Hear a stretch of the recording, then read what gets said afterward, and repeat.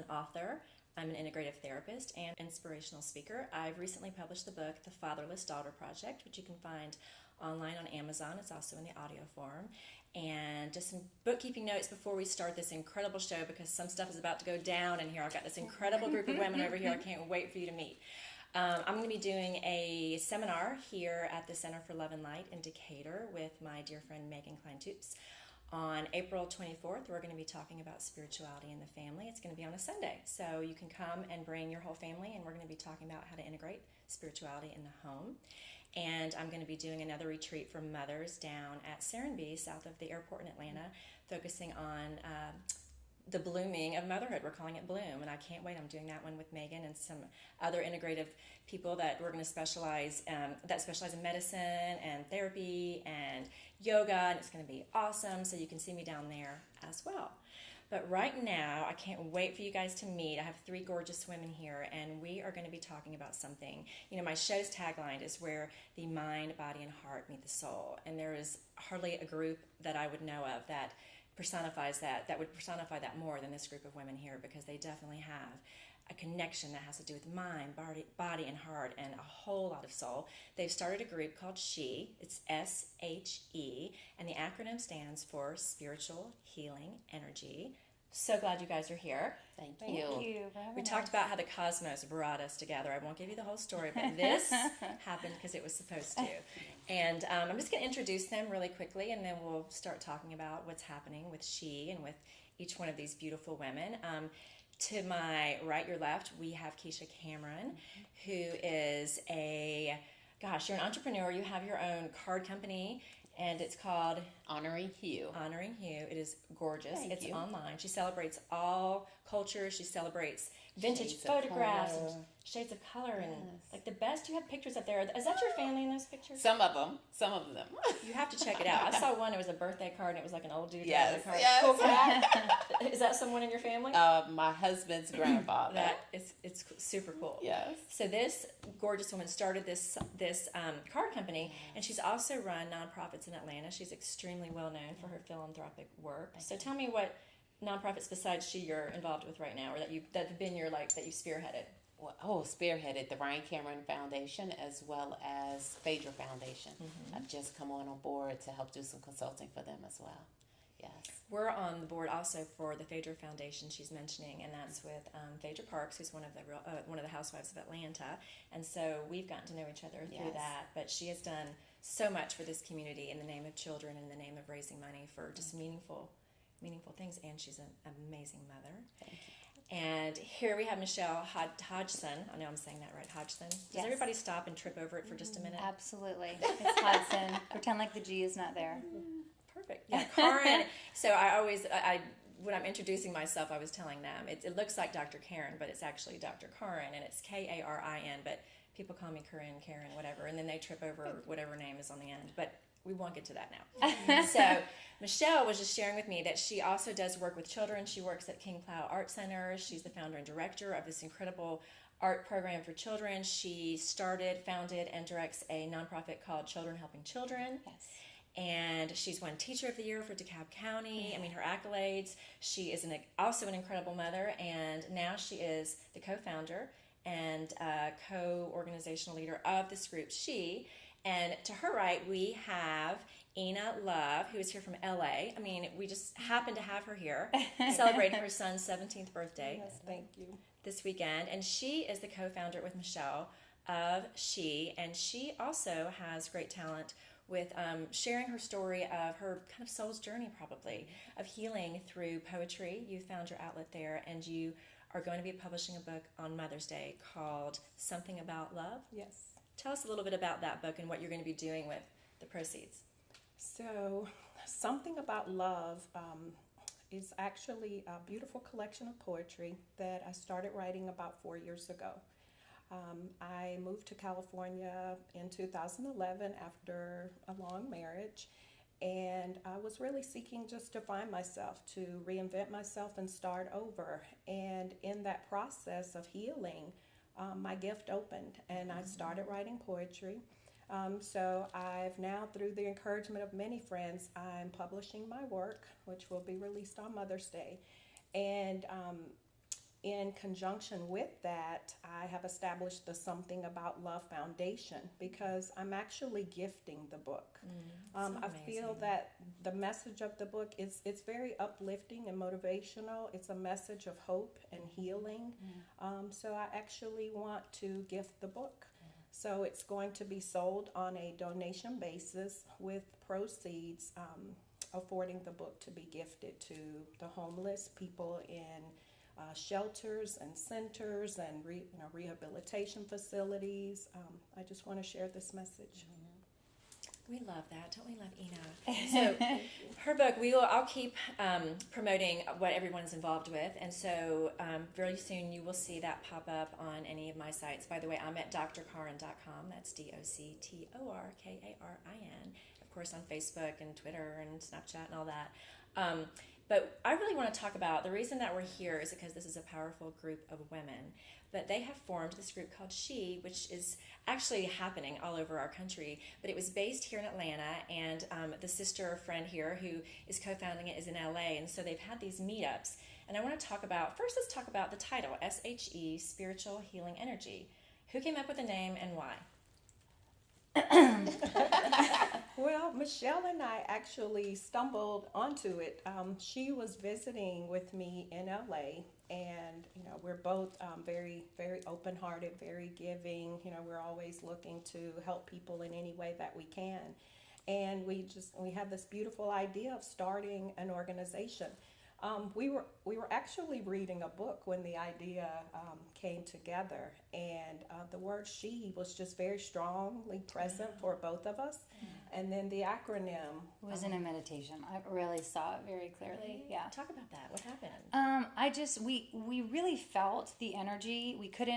We knew what was going to happen. We didn't really know how it was going to happen. Right. And when I'm in that space to get the roadmap, I always go inward. And so I just could see the words floating around, and it turned out to be something, now looking back, so quintessentially perfect for the plan. I mean, because really the groups that we have are always different depending on the energy of the women there. And so we never wanted it to be about like it's our group. Like we were really just being vessels for the message, and that was our continued meditation and prayer. And then everything just evolved organically, and the right people and tribe leaders came, and the guests that came are all creating the energy. And it's so playful and fluid like, because forever it will be different. It's like a blank canvas every time. The paint colors might be the same, the brushes might be there, but the way that it's painted will depend on our group. And so it's really just a God-given path for all of us to come together to heal and create wisdom with each other.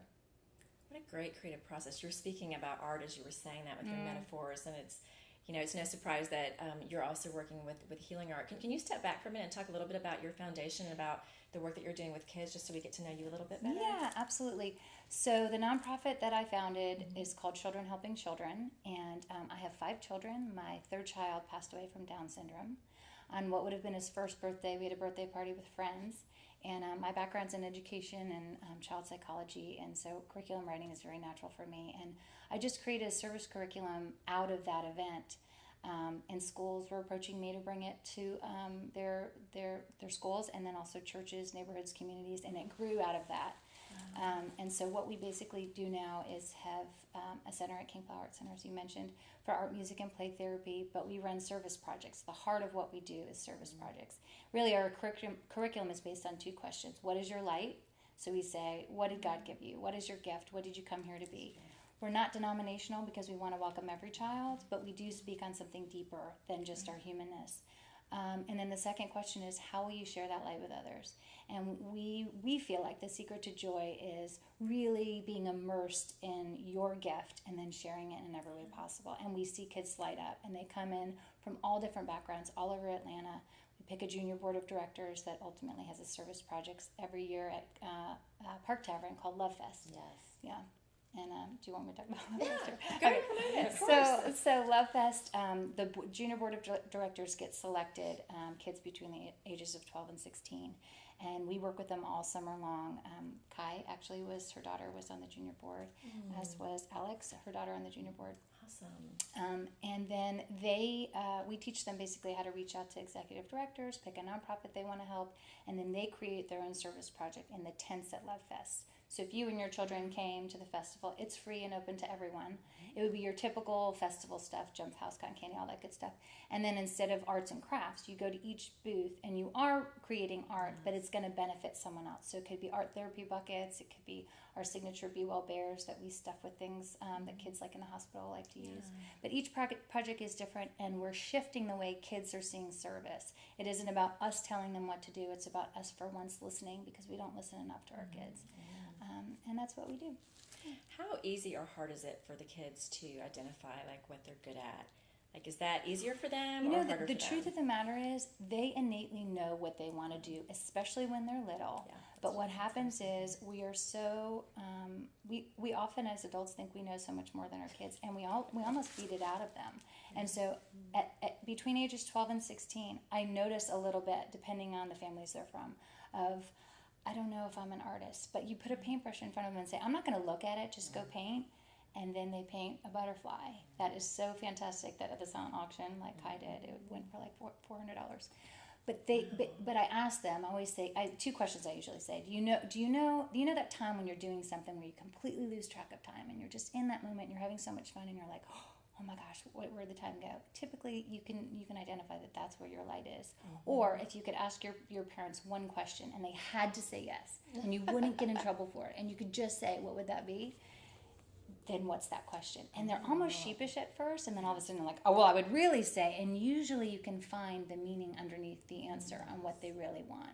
They light up the way that, it's almost like an abstract painting you can't describe. You just feel when kids are living their path and their light. And I feel like as adults, we don't really need to teach them. We just need to protect what they already know to be true, what God is telling them inside them. That is so beautiful.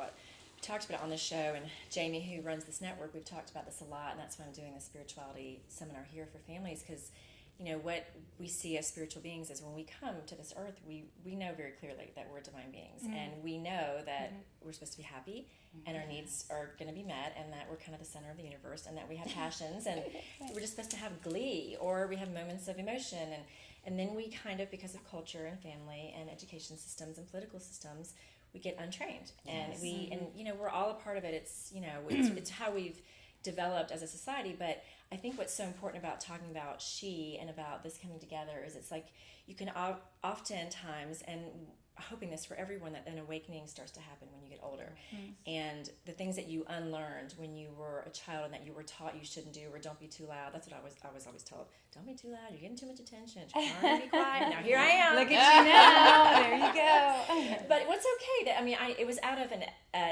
energy of love and protection, not wanting me to be hurt. But I did learn to be ashamed of being too energetic or too much of a leader or whatever that was that maybe shone brighter. Maybe. Of course, anyone would shine just as bright if they were in their place of alignment that you were talking about, where time stands still, or time speeds up.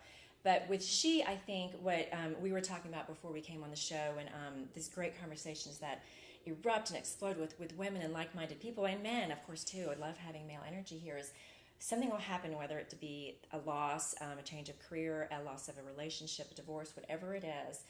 It can spark this need to find something higher and something deeper in life. And oftentimes that is where a realignment, a rebooting, a spiritual awakening can happen.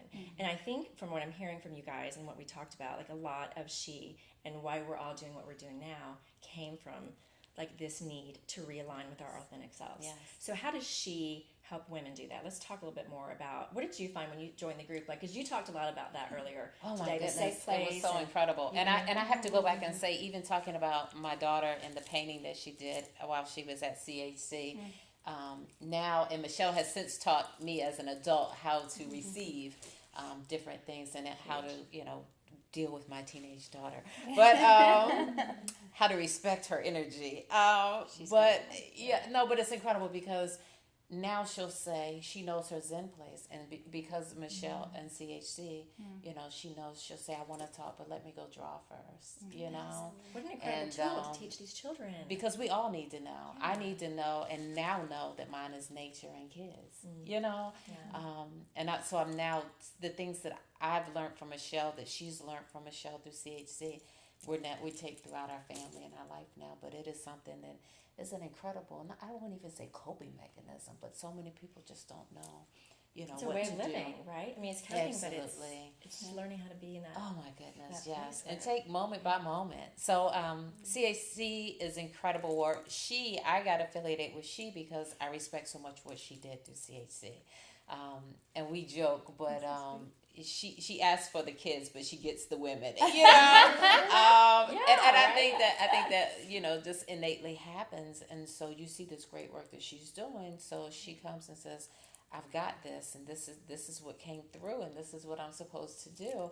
And you can't help but say, okay, Michelle, where is it? What time? But it really was incredible. It was a sacred space. I didn't know what to expect. And she's not delivering some super detailed message on what you're going to receive and get and whatever. It's like, this is where we are. I don't know what it is. I know I'm supposed to do it. But it was such a sacred place for women to take off our masks, to be who we are, to allow our souls to call us back and support others, because we're literally sitting in circles, or in a circle. So talk about what you're explaining, like what so people are like, well, what are they talking about? What are you meaning? What is this thing you're describing? Because we want to keep going. Well, it's just the reality is there is a process that feels like it's going on of arriving and cleansing and being nurtured. But it does not go in that order at all in terms of an itinerary or an agenda. We have time walking around, enjoying each other, just mingling. And then Michelle will call us forth. At our very first one, we had yoga. At our second one, we did more like stretches, even though she was a great yoga. Bowls. The crystal. So it's just incredible. But we went from the yoga into sitting in a circle. We created a necklace. All of us were given a charm, that represented S.H.E and who we were, and we all went around and added a bead to the community. We talked about our energy and our healing energy and our intentions, not just for that evening, but for our communities. And at that point, even that immediate community, they had just experienced a loss, and what we can do and how we can be a part, how we can connect. And then we just opened up our mouths and went around a circle, literally. And that was the part that transformed me, was the latter part, because I knew I wanted to get to a place where, we, like you spoke of the mask place, where we were getting closer inward to our more authentic selves. And typically, at least for me, it's cognitive. We come in cognitive. If you're at a cocktail party, you start speaking about the things or that's a cute outfit, or, you're having this whole human experience. And then physically for me, that whole moving meditation part, whether it's yoga or Tai Chi or walking, it allows your body to get rid of any extra weird energy that has to go and put you in literally the moment. So you're breathing out and breathing, no matter what we did was the breathing. So our body is then engaged in the experience where we're like, oh, we're here, we're all here. And then, and I could almost, and you probably can speak to this too, feel when it shifts. Energetically, I could go, we're all here now, and now let's share. And then when we're in the circle, that's when the magic happened for me, because I just wanted to get to that place and then see what happened. And that's when, honestly, I just was like, I'm backing up and not saying a word, because every one of these women are healing each other right now. And so that's what we speak on when we talk about collective energy. It isn't me, it isn't you, it isn't, it's we, it is definitely we. So they're talking about in these beautiful descriptive narratives about this meetup gathering that they have that's somewhat tribal, and I wore my tribal jewelry just a minute. We all have something tribal on. It's like a tribe, and that word is being used a lot, and for good reason. I love kind of the return to the Native American appreciation and harnessing of the it takes a village for each one of us, and this need for a tribe. I mean, even Jesus had disciples around him for a reason. This sense of community, and we all yearn for it. Isolation is a very it's a place of emptiness, and it's a place of just being alone, but to feel connected and part of a community of women is what these guys are facilitating. So they've started these gatherings, and we're here because the next one is going to be on April 19th, and it's going to be at Park Tavern here in Atlanta. It's going to be the third meetup. I'm so excited because I was waiting for this to come up, and I thought, is this group still around? Because I know there was, and I heard about the fabulous Michelle. Oh, stop it. Ina, I just met. Yeah, I knew, and of course I'd met Keisha, and I saw that they have this gorgeous picture on there, and the women are all, you know, in this place, and you want to be there. I'm not kidding. When you look it up, you're going to be like, those are my So people. true. You want to be there because you can We tell. want you to be there. We want you to be Yeah, there. it's healing. And so they are, they've had one in LA, is that correct? Actually, two. You've had two in LA. Yes, and Michelle was actually present for the second gathering in LA. And I did just a very organic group. I started by inviting my closest friends and invited them all to bring, anyone that they wanted to welcome into the circle. Right. And we just spent this lovely afternoon together. Everyone brought something, and we lit a candle and spoke our intentions of anything that we wanted to bring into the circle, anything that in our lives that we may have wanted to let go of. We did a group meditation together. It was just a beautiful afternoon. And then, as with the Atlanta events, it opened to this space of sharing. And you really create this sacred space where people really feel open to share. And in that sharing, there's a lot of healing that comes forth because, we're all able to relate to each other's experiences. As I always say, pain is pain, and it doesn't matter, the actual experience that you went through. We all have something, we can relate to it. So, as each of us are healing and opening and sharing, there is a collective healing that's taking place, and it's a really beautiful thing. I actually like to refer to the gathering as like a sisterhood. That it's just a place where you can leave whatever is going on in your real life. You can just leave it all at the door and come into this space with an intention of healing and just to be in absolute and complete peace in that space. And, to connect and meet some sisters, and we're building a tribe, and it's just a beautiful thing that happens. Can I say something? Of course. Okay, so she spoke on something really important to me because the second time I came, because she had already done it once before, her group of girls were very multicultural from many different countries. And to me, it was a real cool global perspective because they were bringing something like, this was our Atlanta tribe, and quintessential Atlanta, and I love how diverse Atlanta is, and that's probably why I loved our group so much. But this was even globally diverse, which is what we're all about because we are more alike than different, so we're trying to create those spaces. And but the one consistency with both LA and Atlanta, and then I also did it in Jacksonville under a totally different scenario, is we all got to that space I was talking about. That chewy, tangible, I see you space. And not just in that moment is that powerful, but we leave the group saying, whatever we just created here, let that ripple out like rockets of just beautifulness to transform the planet in all ways good. Whether it's your job or your family or just a smile that you give someone at the grocery store, like that's an energy that we want to put out. And we're finding that we're aligning to people like you that are also doing that in your own world, because the more we can come together, the greater shift we can have on this planet. And there is no competition because we were all equally beautiful. And the more we can do to support each other, especially as women, which we've been somehow trained to not do when we were younger, we get to this age where we realize we need each other. We need our sisterhoods, and we thrive in them. So, yeah, I think that's so beautifully said, right? Like, love what you guys are saying. And a lot of people are watching and listening right now. Some are watching videos, some are listening on audio.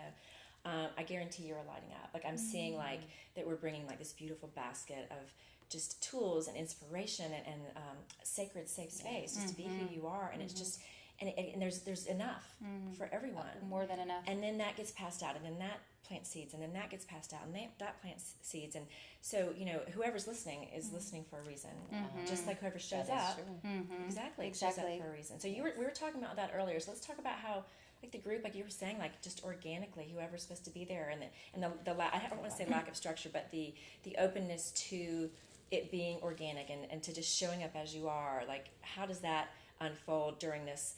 It's a couple hours, I would imagine, of time the women spend together. I could go on and on too. I think it just speaks to. I would imagine it would be hard to shut it down. Yeah. But you No one feel wants it. to leave. Yeah, it's true. I think it just speaks to what we all know right here, the four of us, to be true, which is it is bigger than us. And the minute you get in the way and start thinking it is about me or about you and this is what it should look like, you start to narrow and limit the movement. We are thinking in a huge light because we are creatures of abundance and we want to just spread that and pass that on. So When you surrender to that and just say, God, I don't know, like, what is this? Just use me, he will. Yes. But when you go, I got this, let me do it this way. I mean, it's just not gonna be the same organic. thing. You know? Yes. And I think we all internally fight that sometimes because Yeah. that's our ego come in and in this say, culture, yeah. yeah, in and these times. In these and times, that's right? Yeah, exactly. Get it done, get it done, and this Yeah. You don't have to have a press release. You don't have to have, I mean, like, it doesn't require all those steps. And Right. that's what you've taught us is, you know, That's we what we handle all the business know. side of it, but it's from here. If it's feeling right, you're coasting. It's when you're just struggling that something's off, and you got to go in every time. Why is this so hard? There's a reason. It's not supposed to be hard, right? I agree. You're Yeah, right. I mean, It's it law of has to attraction, just organically unfold, you know. And we're not so much trying to control what happens. Not at we're all, just we're yeah. just providing the space, you know, for those who feel called to come in and to know that, you know, the intention, the reason we're doing this is simply to help others, and it's truly that simple. You know, we're inviting women of all walks of life, of all ages. You know, everyone is welcome. Just to come in and know that, you know, that we're all family. We're all connected. Right. You know, and we just want to shine our light together and heal together and love one another and just, you know, create a beautiful space. And to that point, when we're sitting in the circle, you don't even say, okay, I need everyone to, you know, your name, you're this, you're, you know, you're this, you're Yeah. this. People just talk. They just Yeah. open their mouths and, you know, there's... It's because you're giving them freedom, right? And you're giving them a voice and a safe place to use their voice, which Yes. very likely they've been told to stop using their voice at some Yeah. point. Yeah. Someone. Or maybe they're afraid to talk, and maybe Right. it takes a couple times, and that's honor. Whatever you feel you want to share in that moment, just absorb the healing energy that's around you, talking Yes. or not talking. And to know that there is no judgment, you know, and that's something, and I think it's the reason that women feel so open to share is that you can just feel it, you know. There's a bond and a trust that is established, and it just becomes a safe space, you know, to know that you can be open and you're going to be nurtured and supported, and it's quite beautiful what happens. And you don't have to be Yeah. alone. And you don't have to be Right. alone. You were speaking on it a minute ago. You didn't necessarily use the word alone, but I think that's the seeds for numbing. I think that's where we start to go south, and we identify it to all these things that I'm in lack, and so I got to pull all, you know, the bottom of that bottle or what have you, whatever thing that's going to make you feel good in that moment. It's the wrong path because your soul is seeking for something larger, but to be in that space and really just say, I'm not alone. These are people that can, like, as Care you about mentioned, me. yeah, exactly, and love me And I'm unconditionally. free. I'm free to just be this, Oh. imperfect and all, just this. Yes. Yeah. And you walk away feeling so much lighter, you know. And if you can just, you know, I like to say, harness that feeling at the end of the gathering, you know, to harness that feeling, like commit that to memory and know that you can take that with you wherever you go, and in whatever you're doing, that, you know, you're able to tap into that energy of just absolute peace that comes through. And it's easy. yes, it The is. space is just allowed. I mean, what you guys are talking about is alignment, you know, and expansion, which comes from freedom to be exactly who you are, because you find that moment of bliss, or you find that moment of acceptance, of non-judgment, for you just to be authentically who you are. And so the feeling of lightness, or the chill bumps that come, or you actually can feel the expansion, and like you say, you can feel the shift in energy where everyone just like melts into each other. What you're talking about is alignment, not only of the individuals there, but of that collective group. And so what you're talking about is bringing that back, and you can call it back in, and learning how to shut down all those rules and those things that judge us, and those old narratives that tell us we're not good enough, and to allow that freedom of authentic self, which you guys are providing. We're going to have a part 2. And I don't want to lose anybody, because I'm going to give you guys a break, but you got to come back. I'm going to end this segment, but I want to make sure you guys know where to find this information. This group is, even though we know they're ancient, we know that these women have been together in ancient times. Amen. Like, it just goes without Amen, saying, amen. past lives. They're still kind of new, and so the website's being developed, which is exciting for you to be a part of this. You'd be on the front end, and it's leading edge. The next meetup is in Atlanta, and we were very clear that there's not going to be a structure of order for the group meetup. For the gathering is the word that they preferred to call it, which I love. Gathering feels very soft and loving, and it is being held. The tickets are held on Eventbrite.com. So I said, they are smart viewers. Just Google S.H.E. Spiritual Healing Energy, Eventbrite Atlanta. and it will show up. It's at the Park Tavern, and you can buy tickets for either I one of two things, because I just got my ticket. I'm going to be there, and I am staying, girl. I am staying for the wine. You can buy a ticket just for the gathering and the sacred space, and you can also buy a ticket that includes food and dinner. Correct. Dinner and wine afterwards. Correct. And ticket sales are just to pay for the event so that we can gather in that kind of space. And anything that is above and beyond the actual event itself, we're going to donate to women's groups that are empowering young women. So this is all giftedness. We sure do hope that we can increase our tribe with more sisters. Yeah, the people that are benefiting are the community, and that's all of us as one, because we're all one. So it's April 19th. Am I right? It's on a Wednesday evening, and Park Tavern. we may be flowing into the park with all these people we're following. I love it. I would love it. I see that. I see it. Come show up as you are, get your tickets, and we are going to have part 2 coming up, and we're going to explore a little bit more about what these women bring with them to the table of this beautiful movement of consciousness and love. And for now, I want to remind you that you have a soul purpose for being here, and I wish you well. Bye-bye.